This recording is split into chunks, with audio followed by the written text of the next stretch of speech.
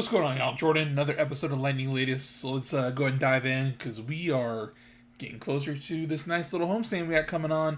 Time to start turning around this 1-3-2 start. So it's been a little rough, but we're going to talk about it.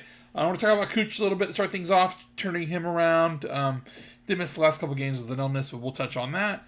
We're also going to talk about the penalty kill and how literally killer it's been. In a good way, though.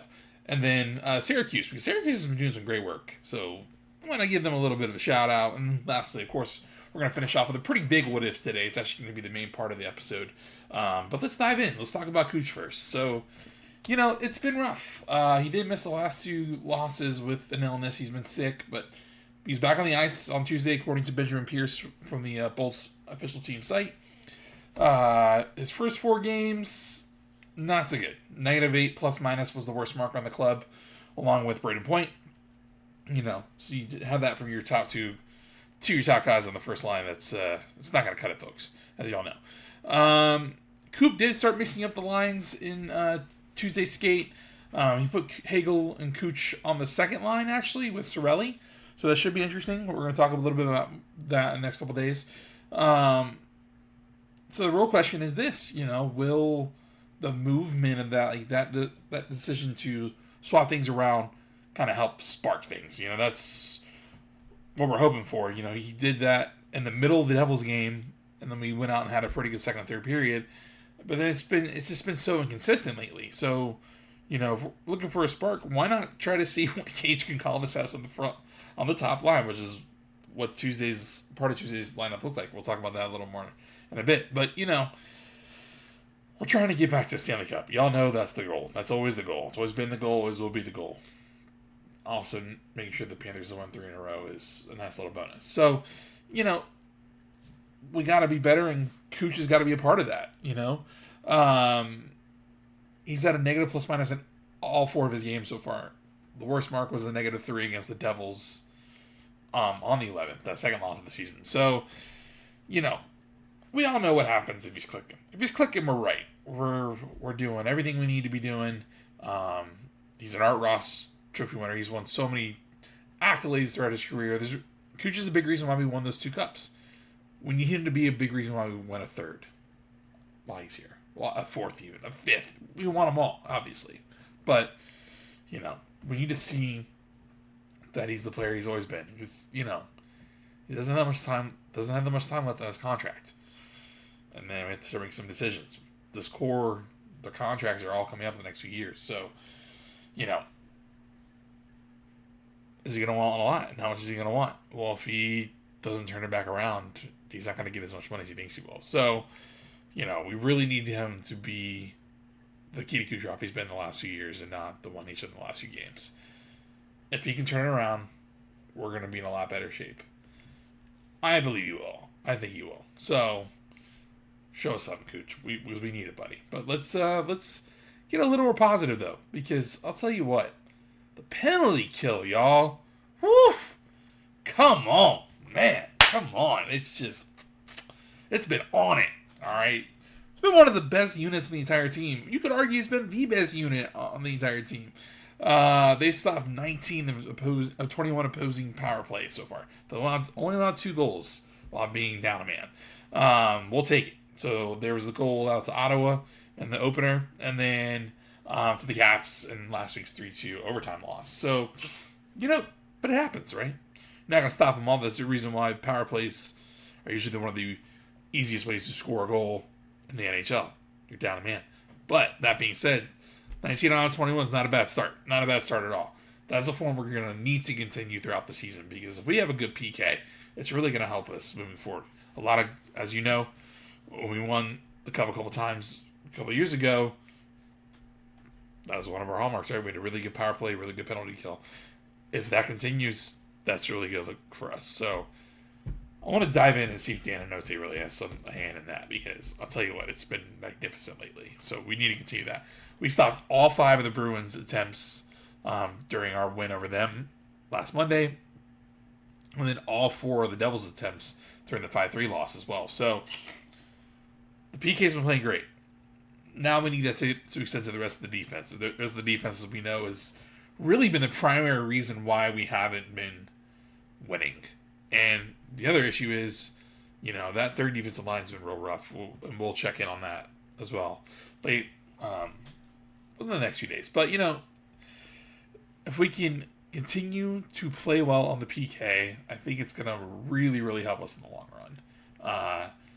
I'll dive into our power play a little more the next few days as well, but pretty excited because the PKs are playing so well lately. So they definitely deserved a highlight, if you will. But also another team that's deserving of a highlight, AHL Syracuse Crunch. Let's go, boys! Oh man, 4-0 start, perfect across the board. Next up is a big rivalry matchup against the Rochester Americans, actually, on the road. The one home game that the Syracuse have had so far, they beat the Americans. So they have Connor Geekie back. So he's been recently demoted back down to the AHL. Syracuse, he needs some, he needs a pick-me-up. It's been a rough few games for him. And I feel like getting him some regular playing time down there, really helping him find his stride, is going to help him moving forward.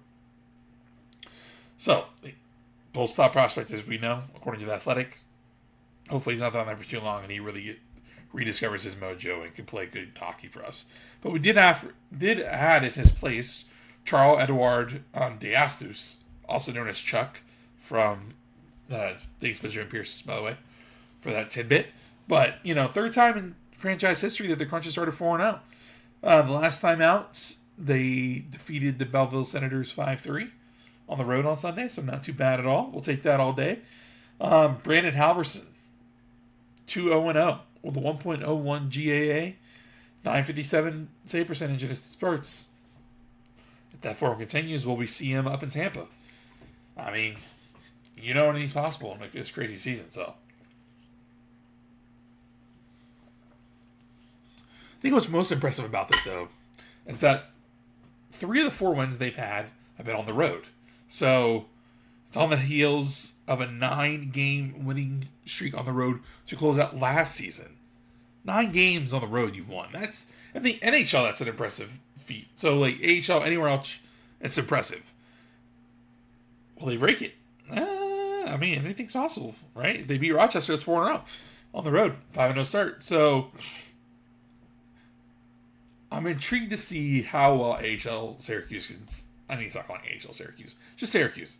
I'm really intrigued to see how well they do, because there's a lot of players on that roster that are supposed to be the future of this team. And they definitely could be.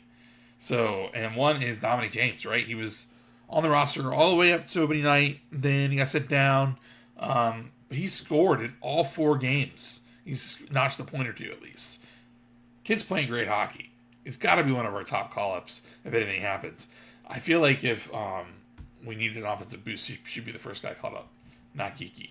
Because so far he's played pretty well. I mean, he really needs to see what he can do in front of an NHL crowd, NHL team, NHL defense. So I'm intrigued. And we'll continue to follow Syracuse as well and update y'all every so often. But pretty big what if today. We're going to talk about upcoming trade targets over these next few games.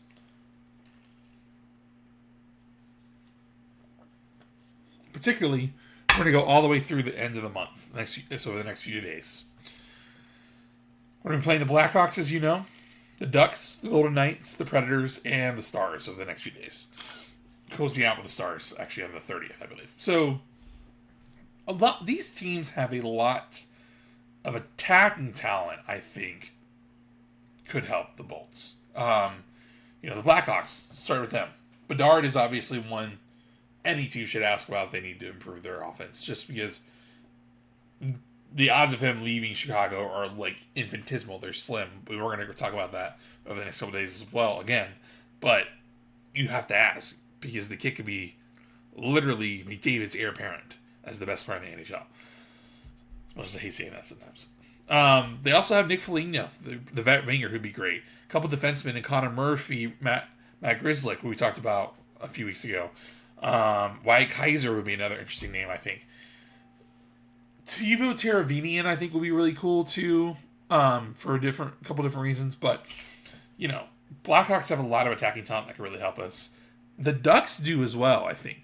They have Alex Killorn, a former Bolt, who knows our ways. Ryan Strome, another vet who can step in. Leo Carlson still has not signed a long-term deal with him. Neither is Cutter Gauthier. Those are two young long-term building blocks that could potentially really help us moving forward. The Golden Knights, a lot of vets as well. Brandon Saad is one. William Karlsson, Mark Stone, their captain. Jeremy Lauzon.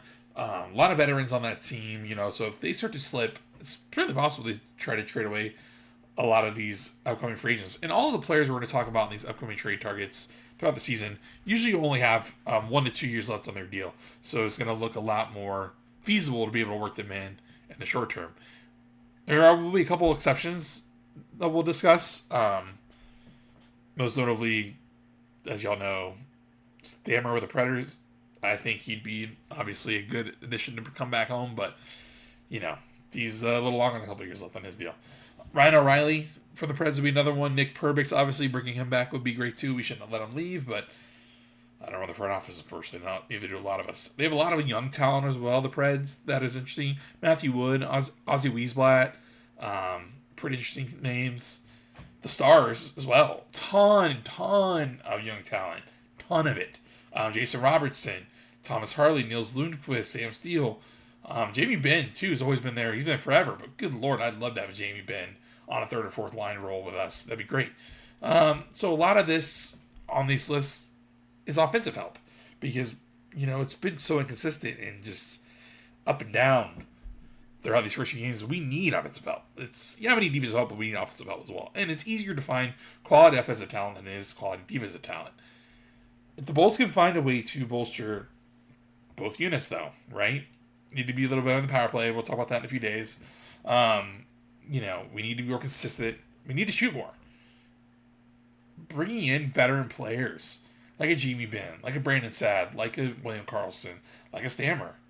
Guys that just want to score and want to win games and compete for cups. That might be the move. There's a lot of ways we can go about improving and getting this team better. And we're really going to dive into that in the next few days because even though it's early, we're about to enter a pretty pivotal stretch of the season. A lot of Western Conference matchups coming up. So, this is Jordan Llanes signing off, and I'll see y'all tomorrow. We're pretty close to the Blackhawks. Let's get ready for it, y'all.